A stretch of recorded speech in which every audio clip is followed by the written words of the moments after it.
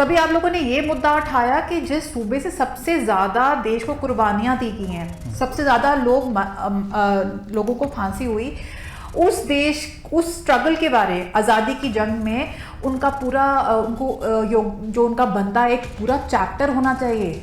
बच्चों को सिखाना चाहिए कि हमारे सूबे में से सबसे ज़्यादा कुर्बानियाँ दी गई देश की आज़ादी के लिए। कोई और सूबा है जिसकी ज़मीन पर एक राजधानी बनाई जाती है और कहा जाता है कि 10 साल के लिए दूसरा सूबा भी उसको शेयर करेगा, उसके बाद अलग हो जाएगी। और आज कितने साल हो गए हैं वो उसकी राजधानी उसको नहीं मिलती।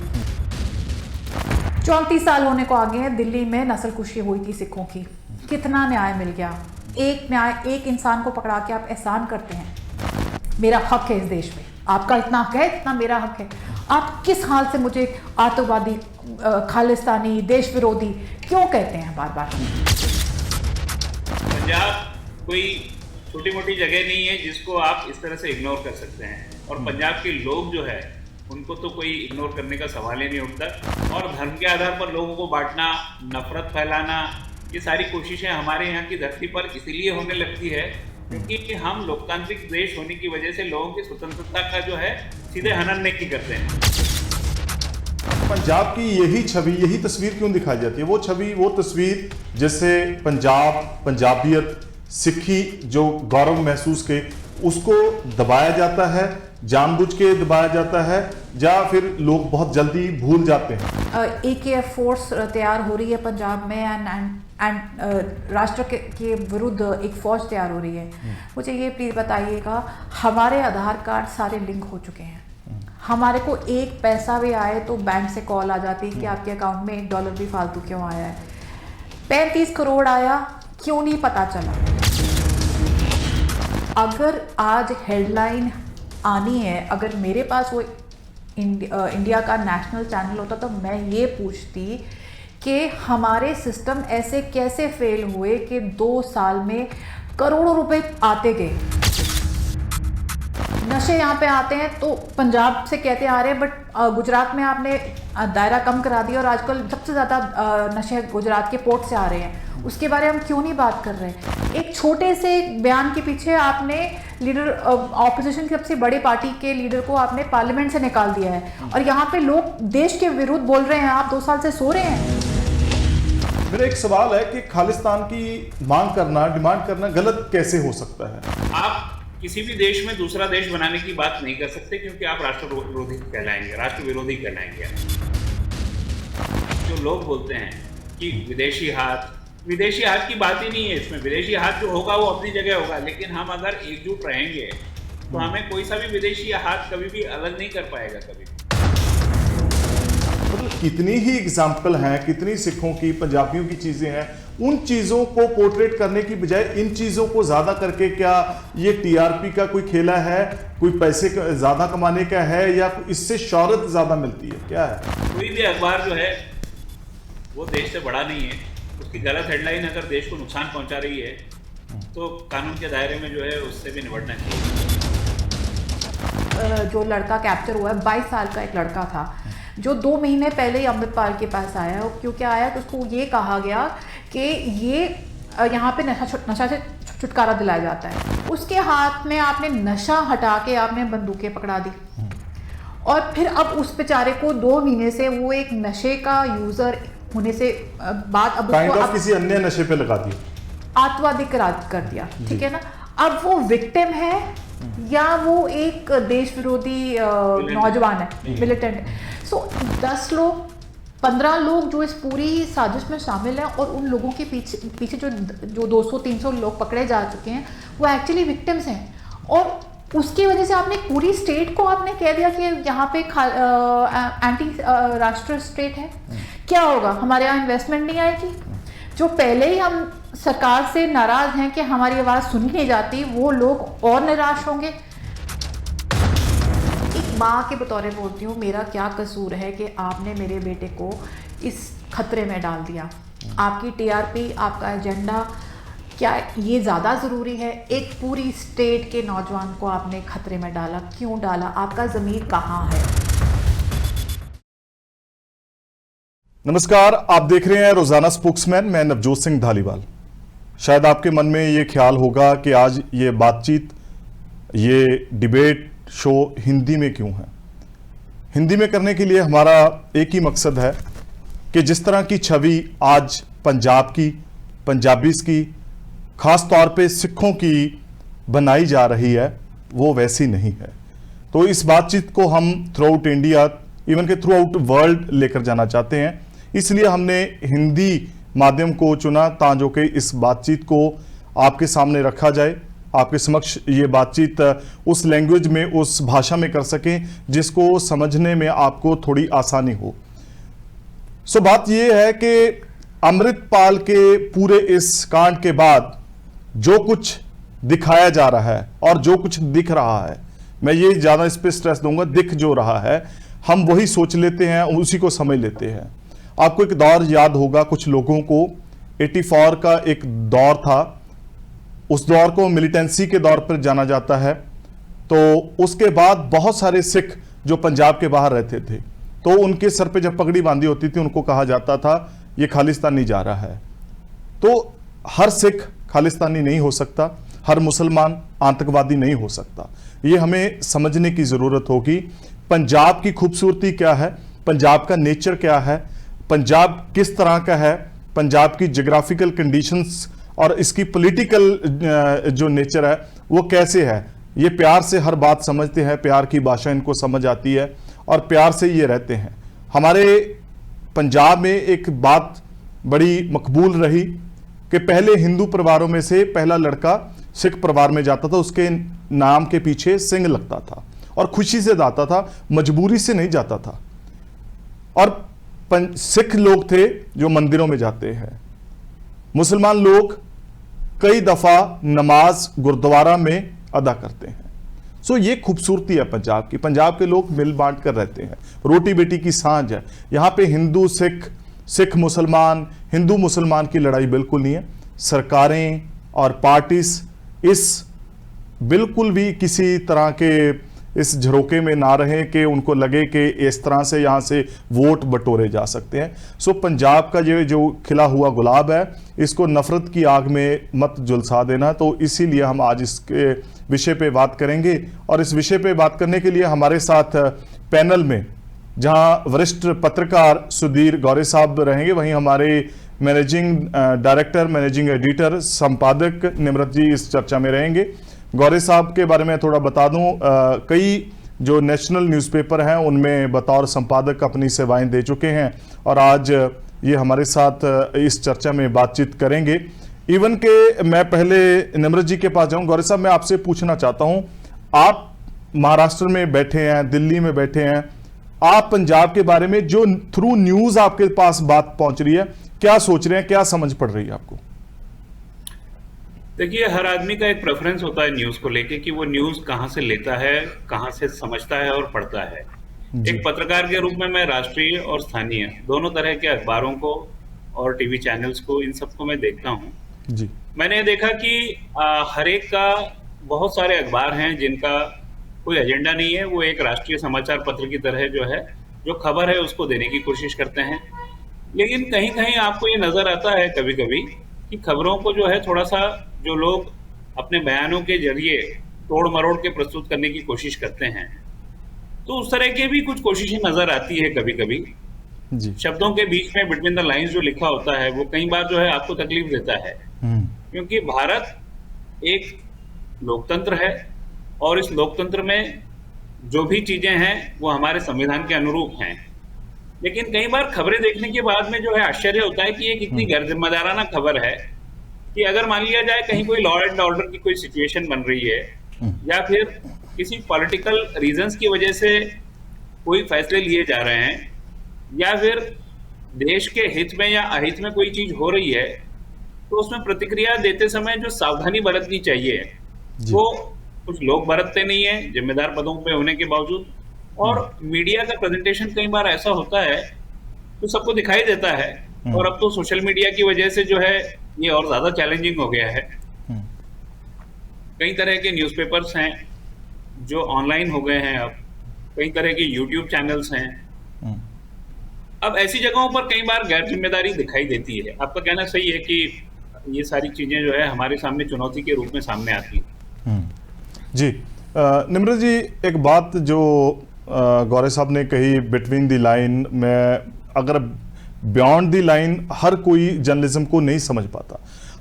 आज हर घर से, हर मोबाइल से जर्नलिज्म करने की कोशिश की जा रही है। करें जी, सदके करें, हम खुश हैं वो करें, लेकिन बात यह है कि उनका रूप स्वरूप बदल दिया जाता है और लोगों को दिमाग में झट से एक चीज़ को बिल्कुल 90 डिग्री एंगल चेंज किया जाता है। उसके बाद और जो अमृतपाल का जो सारा वाकया हुआ, इसके बाद सिखों को ग्लोबली कैसी चुनौतियों का सामना करना पड़ रहा है? नवजोत, जो ये एक अगर हम 2 साल पहले जाएं तो किसानी संघर्ष हुआ था, तब भी सिखों को फटाफट सिर्फ अपने हक के लिए, किसान को आगे आने के लिए, वो सिर्फ पंजाब के किसान ही थे जो आगे आए थे, हरियाणा और पंजाब के किसान आए थे। खालिस्तानी नाम जोड़ दिया जाता है। कभी मैं नेशनल मीडिया को ये पूछती हूँ, कभी आप ये ऐड करते हैं कि सारे देश में से अगर किसी ने रेड क्रॉस को चुनौती दी है तो वो खालसा एड है, जिसकी जड़ें पंजाब से लगी हैं? कभी आपने ये किया? कभी आप लोगों ने ये मुद्दा उठाया कि जिस सूबे से सबसे ज़्यादा देश को कुर्बानियाँ दी गई हैं, सबसे ज़्यादा लोगों को फांसी हुई, उस स्ट्रगल के बारे, आज़ादी की जंग में उनका पूरा जो उनका बनता है एक पूरा चैप्टर होना चाहिए। बच्चों को सिखाना चाहिए कि हमारे इस सूबे में से सबसे ज़्यादा कुर्बानियाँ दी गई देश की आज़ादी के लिए। उसके बारे कभी आपने चर्चा की? एक दौर, और जिसका एक कारण था, जिसमें हम खुद कहते हैं कि हमारे लोगों से हथियार उठाए गए, वो गलत था, बट क्या उसका कारण नहीं था? कोई और सूबा है जिससे पानी खींच के दूसरे सूबे को मुफ्त दिया जाता है? नहीं है। कोई और सूबा है जिसकी ज़मीन पर एक राजधानी बनाई जाती है और कहा जाता है कि 10 साल के लिए दूसरा सूबा भी उसको शेयर करेगा, उसके बाद अलग हो जाएगी।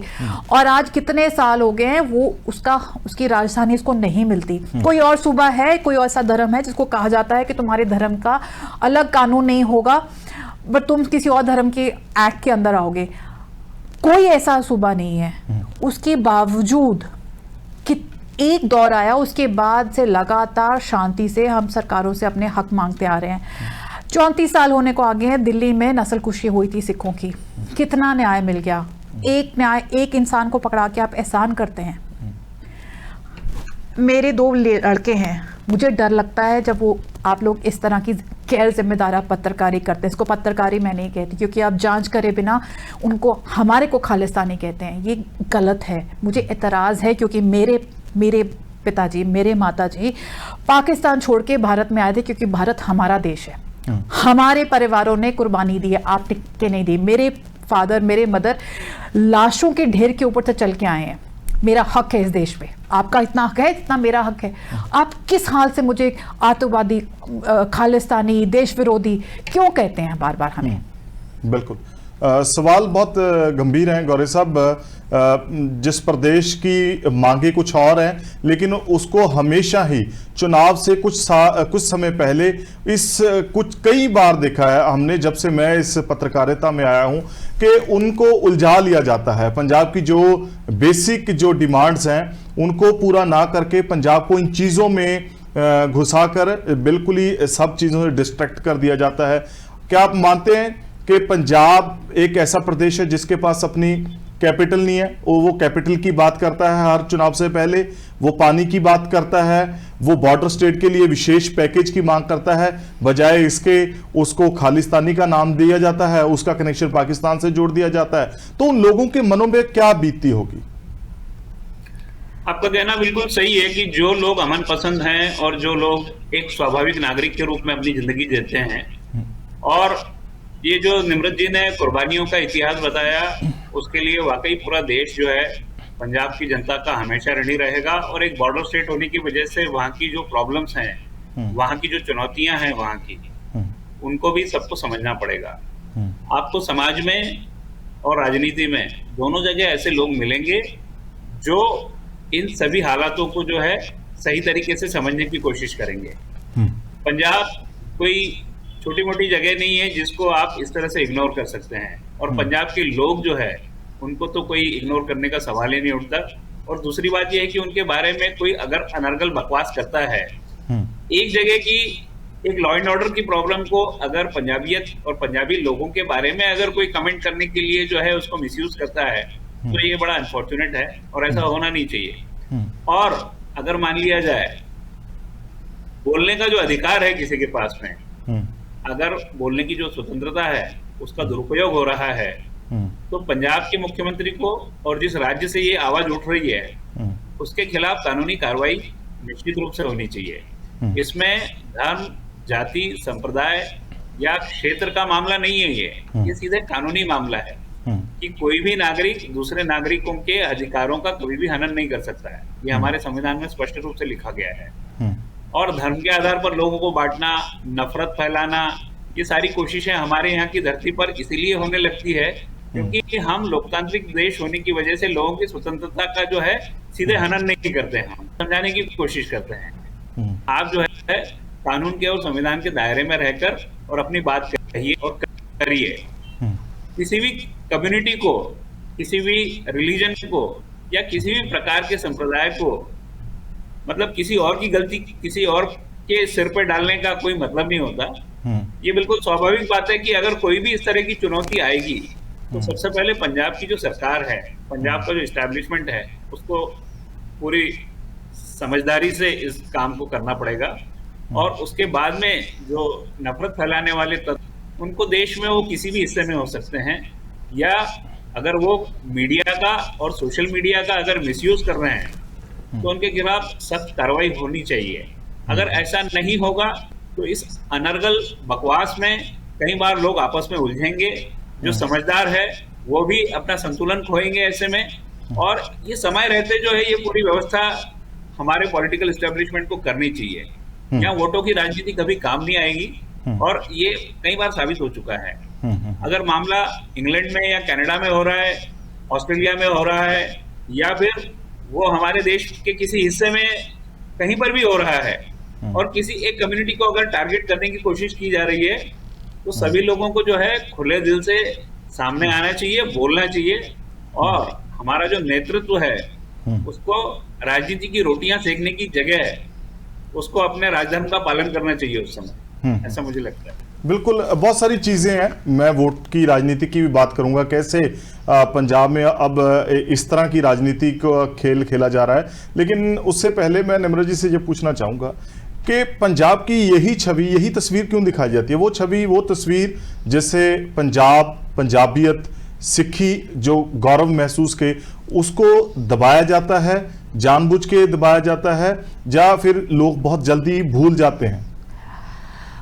ये तो वो लोग बताएंगे वो क्यों करते हैं, पर अगर मैं नेशनल चैनल से पूछती हूँ, जो उनकी हेडलाइंस आ रही हैं, वो ये कहते हैं Punjab on the boil again, is terrorism raising is head again in Punjab. ऐसी हेडलाइंस अब आती हैं।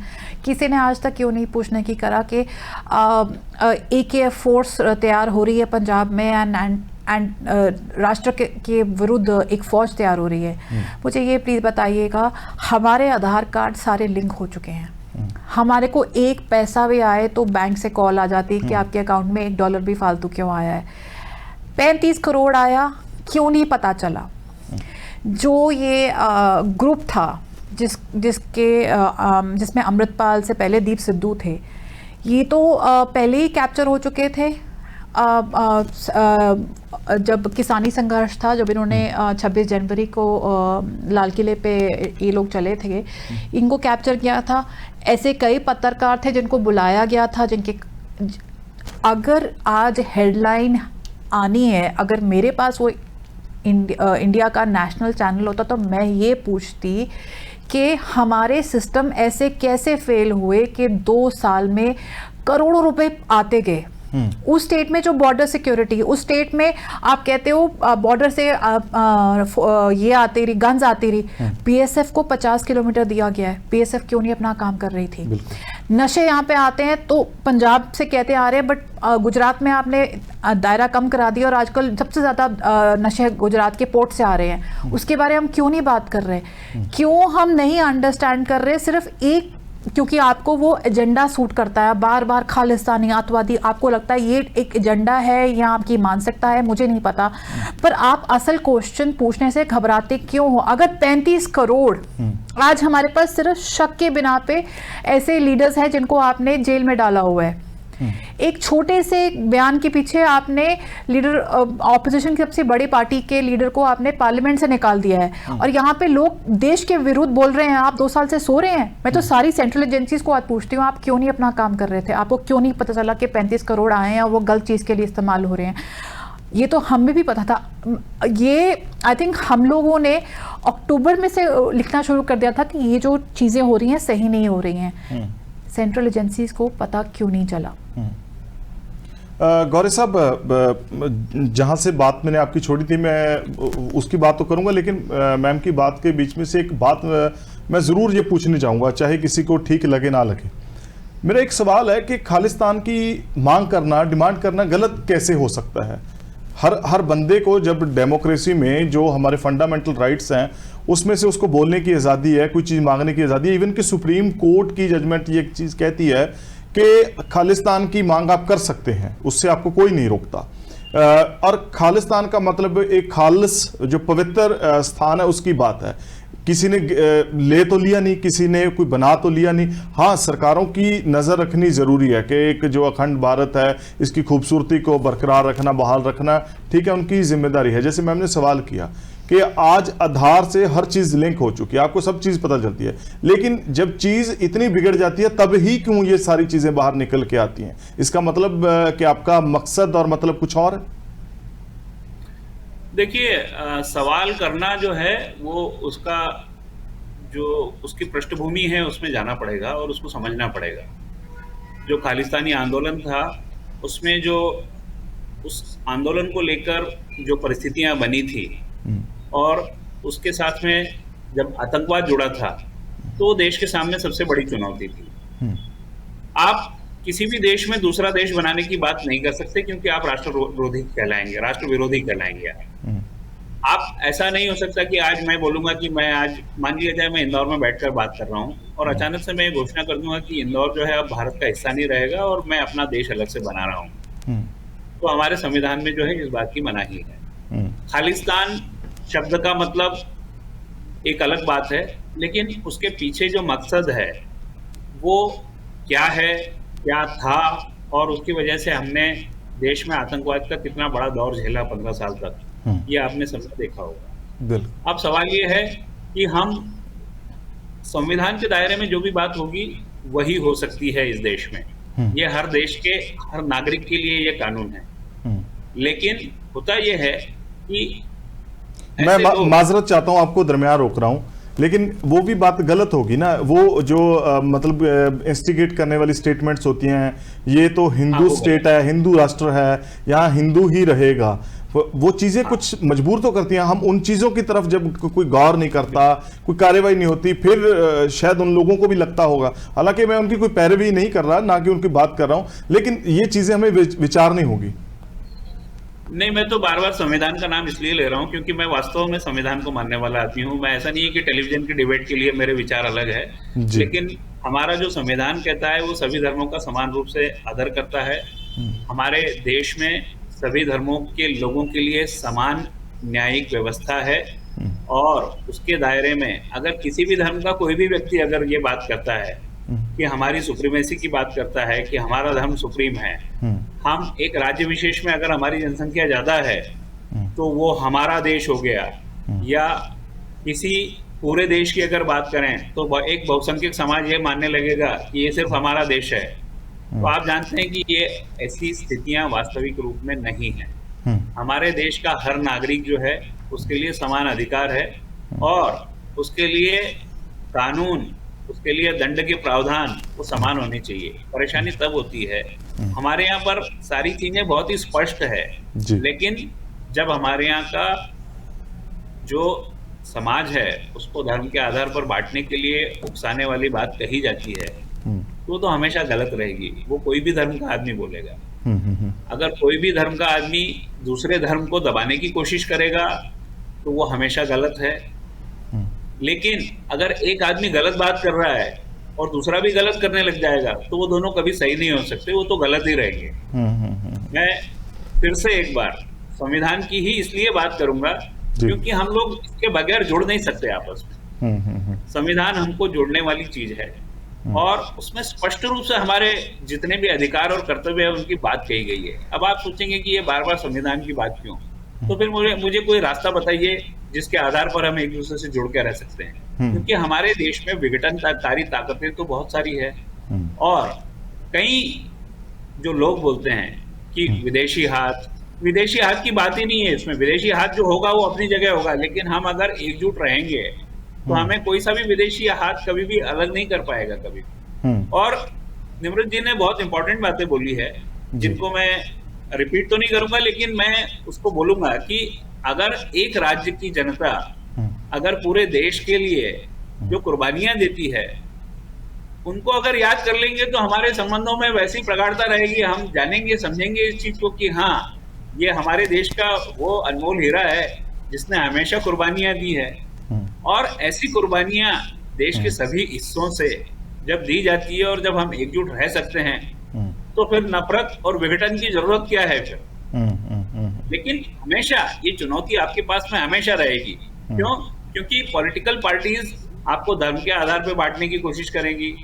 फिर उसके बाद कई असामाजिक और शरारती तत्व होते हैं जो इस पूरे सद्भाव को समझ नहीं पाते हैं वो। और हमारे देश की जो बुनियादी ताकत है और जो विविधता में एकता वाली जो बात है हमारे बीच में, उसको लोग किताबी ज्ञान मानकर छोड़ने की कोशिश करते हैं। कुछ लोग हैं ऐसे। लेकिन अब अगर आप देखेंगे तो शांतिप्रिय लोगों की इस देश में कोई कमी नहीं है। एक सवाल इस बात से मैं एक सवाल और पूछना चाहता हूँ। ये कैसी नेचर है? जैसे निमृत जी ने बात की थी कि कैसी हेडलाइंस आ रही हैं, पंजाब उबल रहा है और पंजाब, बहुत सारी मैंने स्टेटमेंट देखी, पंजाब फटने वाला है, पंजाब बम के ढेर पर बैठा है, बारूद के ढेर पर बैठा है। ऐसी बहुत सारी बातें जो अब लिखी जा रही हैं, बोली जा रही हैं, ये किस नेचर से है? ये क्यों नहीं कहा जाता युवराज सिंह पंजाब से है, हरभजन सिंह पंजाब से है, एक्स-पीएम डॉक्टर मनमोहन सिंह पंजाब से थे, मोन्टेक सिंह पंजाब से हैं, अभी जो आरबीआई के चेयर पर आसीन हुए हैं वो पंजाब। मतलब कितनी ही एग्जाम्पल हैं, कितनी सिखों की, पंजाबियों की चीज़ें हैं। उन चीज़ों को पोर्ट्रेट करने की बजाय इन चीज़ों को ज़्यादा करके क्या ये टीआरपी का कोई खेला है, कोई पैसे ज़्यादा कमाने का है, या इससे शौहरत ज़्यादा मिलती है? क्या है ये? हेडलाइंस को बेचने का ये नया तरीका है, बल्कि पुराना तरीका है ये।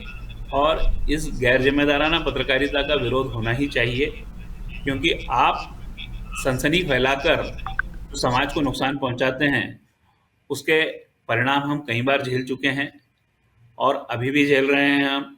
और मिस इन्फॉर्मेशन और डिसइंफॉर्मेशन जो है हमारे लिए एक बहुत बड़ा चैलेंज है कि लोग, बात कुछ और होती है, वो बोलना कुछ और चाहते हैं और करते कुछ और हैं। और जिन लोगों का एजेंडा, मतलब इनको भी अगर देखेंगे आप तो देश को बांटने वाले लोग हैं ये, इनके साथ भी कानूनी कार्रवाई होनी चाहिए और जनता को जो है ऐसे लोगों का विरोध करना चाहिए।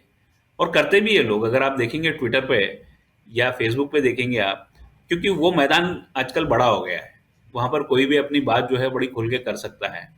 तो हर एक जगह पर आपको दो धड़े में बटे हुए लोग नजर आएंगे।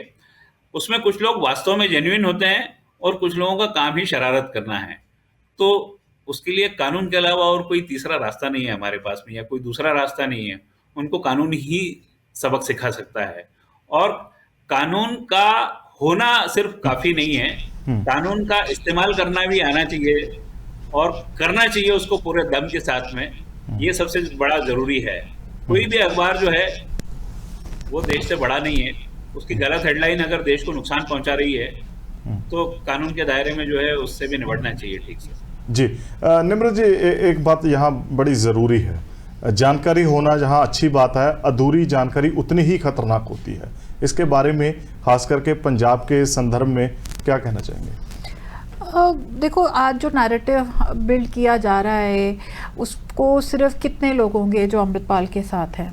200 लोग, 300 लोग। और उसमें से भी वो मेरे को जो सिचुएशन समझ आ रही है, मुझे लगता है उसके फादर को भी नहीं पता था उनका बेटा क्या काम कर रहा है। मतलब उस घर में नहीं पता था, बिकॉज जैसे सिचुएशन सामने आ रही है कि पैसे का स्कैम था। अब उसको आपने एक पूरे स्टेट की यूथ से जोड़ लिया, यूथ कर में। यहाँ पे नशे की मुद्दा है, नशे का मुद्दा जो स्टेट का नहीं सारे देश का मुद्दा है। हमारे पास इनफैक्ट पंजाब में नशे करने वाले कम हैं, बाकी स्टेट्स में ज़्यादा है, बट क्योंकि हम लोग की बारे हमेशा गलत फहमी बनाने के लिए शौक होता है, तो कहते पंजाब में सबसे ज़्यादा नशे बिकते हैं। उसके लिए जो लोग अमृतपाल के पास आ रहे थे जी। वो कौन थे? वो जो एक जैसे फर्स्ट जो लड़का कैप्चर हुआ है 22 साल का एक लड़का था, जो 2 महीने पहले ही अमृतपाल के पास आया। क्योंकि आया कि उसको ये कहा गया कि ये यहाँ पे नशा से छुटकारा दिलाया जाता है। अब जो इंसान 2-3 साल से नशा कर रहा है, आप सोच सकते हो उसकी मानसिक हालत, उसकी दिमाग की हालत कैसी होगी। उसके हाथ में आपने नशा हटा के आपने बंदूकें पकड़ा दी, और फिर अब उस बेचारे को 2 महीने से वो एक नशे का यूजर होने से बाद अब उसको किसी अन्य नशे पे लगा दिया, आतंकवादी करार कर दिया, ठीक है ना। अब वो विक्टिम है या वो एक देश विरोधी नौजवान है, मिलिटेंट है। सो ये हम कोई इस बारे बात नहीं कर रहा कि ये 4-5 लोग और कुछ जैसे यूट्यूब के चैनल्स हैं, कुछ फेसबुक के चैनल्स हैं, और साथ में कमज़ोरी किसकी है? कमज़ोरी हमारी सेंट्रल एजेंसीज़ की है, कमज़ोरी उन लोगों की है जिन्होंने टाइमली एक्शन, इतने ज़्यादा हमारे सिस्टम स्ट्रांग हो चुके हैं उसके बाद भी उनको यूज़ नहीं किया। 35 करोड़ की अमाउंट डॉलर्स में आई है, क्यों नहीं पता चला, क्यों नहीं चेक किया गया? क्योंकि अगर FCARA के बिना एक पैसा भी आ जाए, मुझे पता है हमें कितनी प्रॉब्लम आती है। सो आई एम जस्ट सेइंग कि ये सब सिर्फ मिला के कुछ एजेंसीज की लैक्सिटी है, उन्होंने ध्यान से काम नहीं किया, या उसके पीछे कोई और सोचती है। ये मैं इसके बारे कोई इल्ज़ाम नहीं लगा रही, पर मैं जांच जरूर मांगती हूँ कि पता करना चाहिए कि कहाँ से गलतियाँ हुई ताकि दोबारा ये गलतियाँ ना हो सके। 10 लोग 15 लोग जो इस पूरी साजिश में शामिल हैं, और उन लोगों के पीछे जो 200-300 लोग पकड़े जा चुके हैं, वो एक्चुअली विक्टिम्स हैं। और उसकी वजह से आपने पूरी स्टेट को आपने कह दिया कि यहाँ पे एंटी राष्ट्र स्टेट है। क्या होगा? हमारे यहाँ इन्वेस्टमेंट नहीं आएगी।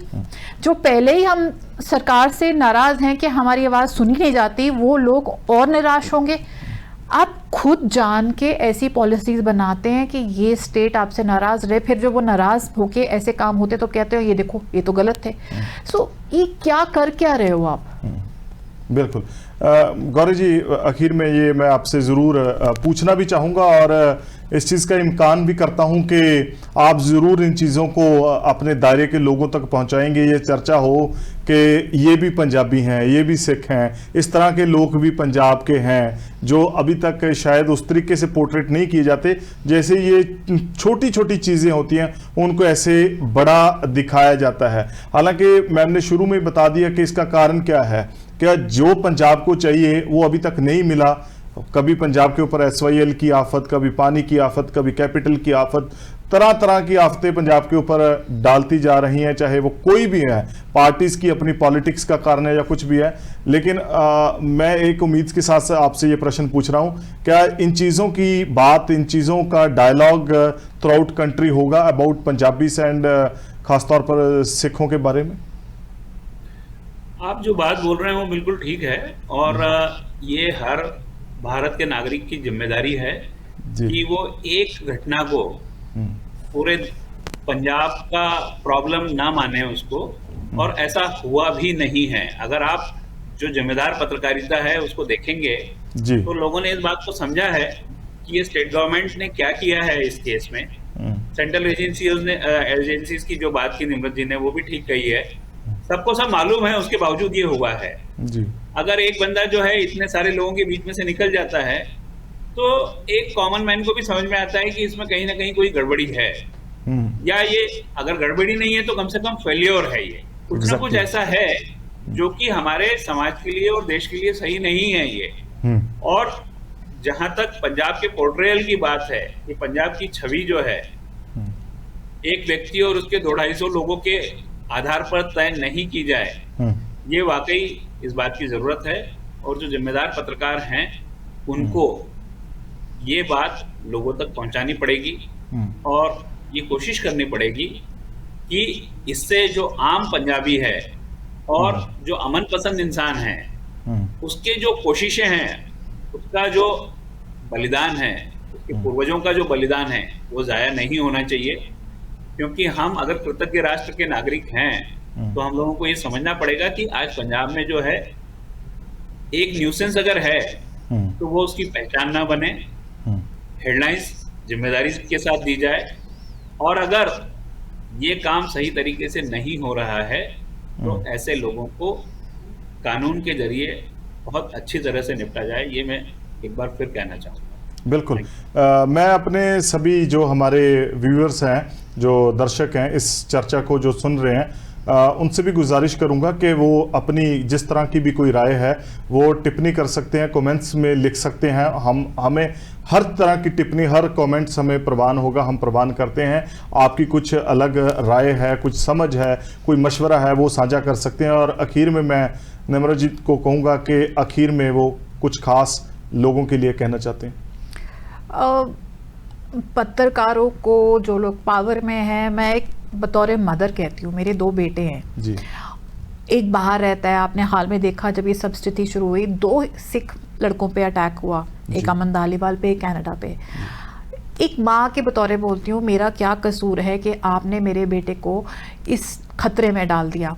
आपकी टीआरपी, आपका एजेंडा, क्या ये ज़्यादा ज़रूरी है? एक पूरी स्टेट के नौजवान को आपने खतरे में डाला, क्यों डाला? आपका ज़मीर कहाँ है? मैं तो सारे भारत देश के पत्रकारों से पूछती हूँ जिनको अपनी टीआरपी के लिए ये सब करना बहुत ज़रूरी लगता है, कि आपके बच्चे नहीं हैं, आपकी कोई जिम्मेदारी नहीं है, आपको कुछ इतिहास के बारे मालूम नहीं है कि ये स्टेट कौन सी है जिस पे हम दूसरी बारी ऐसे करने की कोशिश कर रहे हैं। क्या हमारी मांगें गलत हैं? अगर ये चीज़ आपके साथ हो जाए तो क्या आप कबूल करते? कभी आपको ज़रूरत पड़ती है तो पंजाब आपके लिए खड़ा नहीं हुआ। अगर जब आप देश में हुक्म आने, सॉरी मुझे मेरी हिंदी थोड़ी सी कमज़ोर है, जब देश में भूखमारी थी तो कौन सा सूबा आया था हरी क्रांति लेके? कौन सा सूबा है जिसके लोग हमेशा शहीद होते हैं आज़ादी की लड़ाई में, नहीं उसके बाद भी, और उसका आप ये हमें सिला दे रहे हैं कि हमारे बच्चों को खतरे में डाल रहे हैं। हमारे जैसी माएँ घबराई हुई हैं कि जो बच्चे हमारे सूबे से बाहर हैं, पंजाब से बाहर हैं, उनका क्या होगा? तो पत्रकारी और इंसानियत क्या दोनों मर गई हैं इस देश में? जी बिल्कुल। एक चीज़ आखिर में ज़रूर कहनी चाहूँगा कि पंजाब का जो विशेष योगदान मुल्क के लिए रहा, इस कंट्री के लिए रहा, जो कंट्रीब्यूशन पंजाब का है, चाहे वो वाइट रेवोल्यूशन हो चाहे ग्रीन रेवोल्यूशन हो, लेकिन गौरे साहब दोनों रेवोल्यूशन का आज जो रंग है वो लाल हो चुका है। वो चाहे कैंसर के रूप में है या अन्य अनेकों हज़ारों बीमारियों के रूप में है। ग्रीन रेवोल्यूशन के ज़रिए जिस तरह इस पेस्टिसाइड्स इसकी ज़मीन में, इसके घर में डाले गए, आज यहाँ के बच्चे कैंसर लेकर पैदा हो रहे हैं। ये पीड़ा पंजाब की है। आज हमने कल ही डिबेट किया था कि ये चीज़ ज़रूरी नहीं जो चल रही है, ज़रूरी ये है कि पंजाब के पास मात्र 17 साल का पानी रह गया जो रेगिस्तान बनने की कगार पर है। उम्मीद करते हैं कि लोग ऐसी चीज़ें देखेंगे, गौर करेंगे उन पर, और इसी विश्वास के साथ मैं यहीं इस चर्चा को विराम लगाऊंगा। आप हमारे साथ जुड़े, आप सभी का शुक्रिया, मैं शुक्रगुजार हूँ, आपने समय निकाला, हम बहुत मशकूर हैं। धन्यवाद, नमस्कार। एक दफ़ा दिल्ली में एक मुशायरा था, राहत इंदौरी साहब को सुना था, वहाँ उन्होंने एक शेर बोला था कि नई हवाओं की सोहबत बिगाड़ देती है, कबूतरों को खुली छत बिगाड़ देती है। शेर इसके आगे भी है, उन्होंने बोला था, अब पता नहीं इसको किस संदर्भ में लेंगे लोग, कि जुर्म करने वाला इतना बुरा नहीं होता कि सज़ा ना देकर अदालत बिगाड़ देती है। आप समझदार हैं, समझेंगे, उम्मीद है। और आज के लिए इतना ही, फिर किसी और प्रोग्राम में और विषय के साथ जुड़ेंगे। तब तक के लिए आपको अलविदा।